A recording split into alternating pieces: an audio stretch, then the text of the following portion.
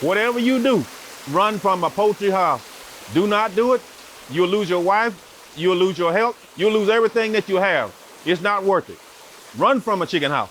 Run.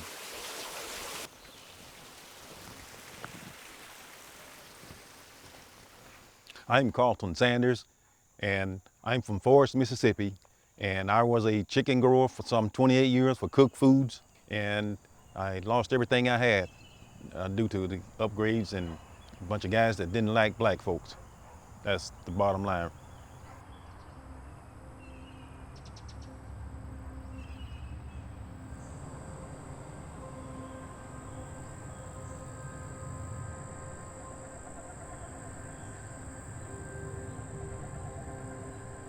I mean, if people knew how much trouble we were having trying to grow these chickens, they would stop eating chicken.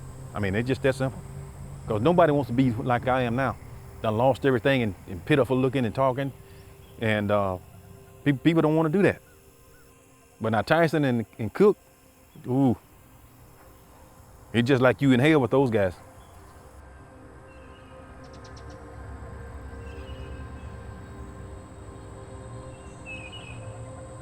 I used to cry and couldn't stand to come by here because I did everything from scratch.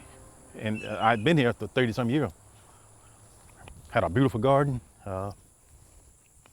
You know, everything was just good and perfect. So, you know, therefore, it just made a mess out of things. To have to get out and move somewhere else and relocate, and you know how it is. It was just hard, all over. This was my #1 house right here on the Carlton Sanders farm. And I did this for 28 years right here at this farm right here.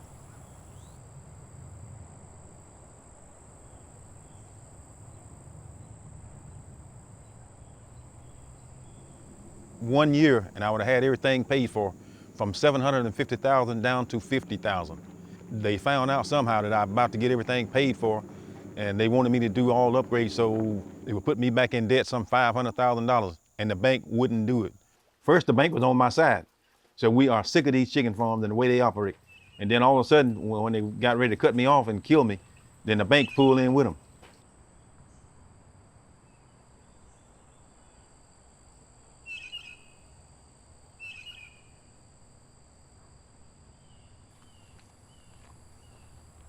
My son got the money to buy the place, and once he got the money, they wouldn't let him have it.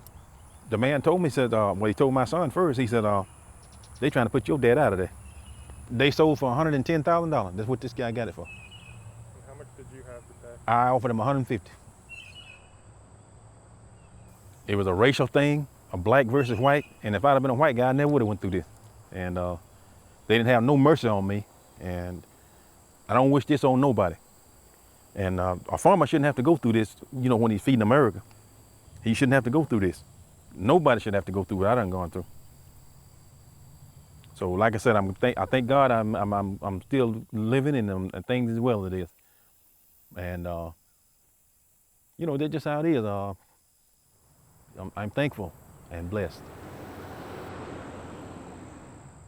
Chicken is the way of life in Mississippi. Now, that's where you're gonna find your black guys that on the truck and catching the chicken.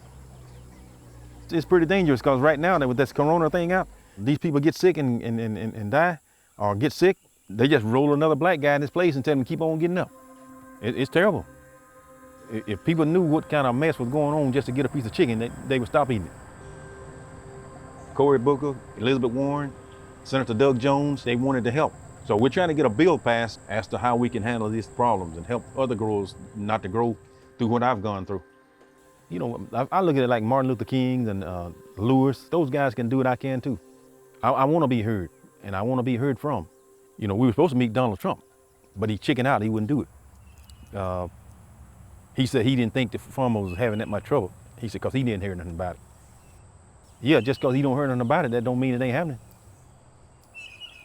It's just tough.